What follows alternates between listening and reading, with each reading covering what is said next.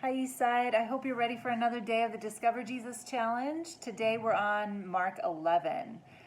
We have a lot of information in this chapter. It's not a super long chapter, but again, a lot of things happening. During this chapter, we see Jesus going into Jerusalem.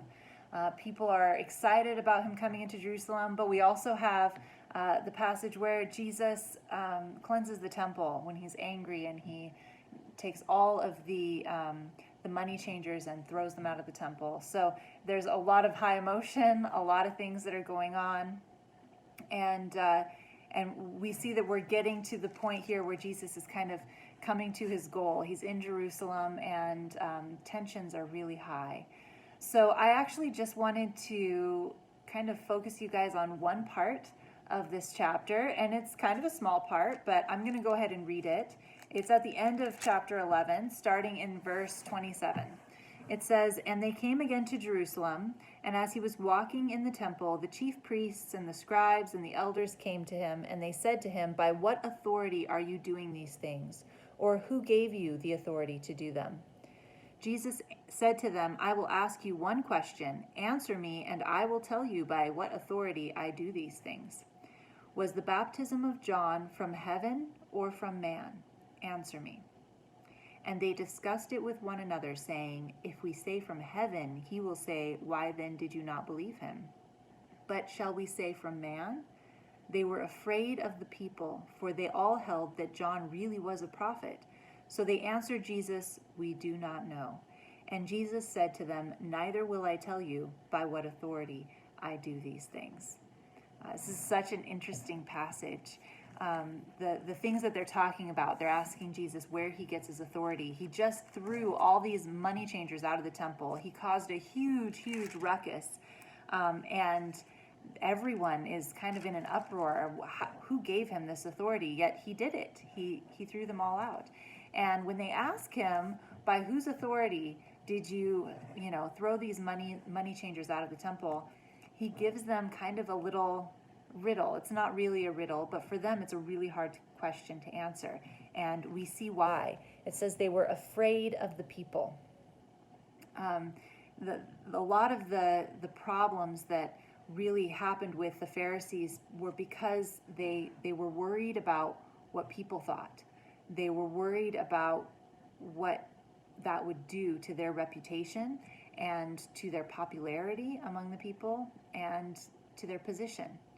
And so they made a lot of their decisions based on what the people thought and what was popular. Very much like politicians would today. The Pharisees were very political, and they always had in their mind what was going to be the best for their political situation, what was going to keep them in a place of power. And so when Jesus asks them this question, was the baptism of John the Baptist from way back in the beginning, was it from God or was it from man? Their response has nothing to do with the truth.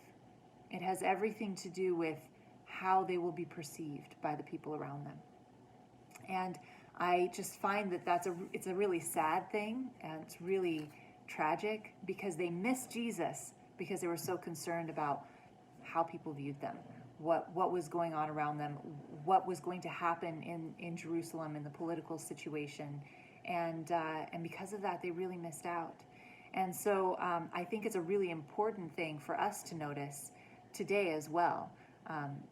It's really easy to get caught up in the fear of man. It's really easy to get caught up in what someone else thinks about me, and how that's going to change things for me. In fact, I even have an example of that in my own life just in the last few weeks. I realized that someone asked me what I do for a living, and I hesitated before I responded. And when I told them that I teach the Bible and that I work with a church, there was a little bit of a fear in the back of my mind of, oh, how are they going to respond? Is this going to mean that they're not going to want to talk to me anymore? And I often justify that saying, oh, well, I just want to be, really make it so that people can feel really comfortable with me. But the reality is, there's a little bit of a fear of man there that I have to overcome. And so as you're reading this chapter, there's a lot of really cool stuff in here. I hope God really speaks to you as you're reading through this. It's a powerful, powerful chapter. But also maybe take a little bit of time and see, is there any areas in my life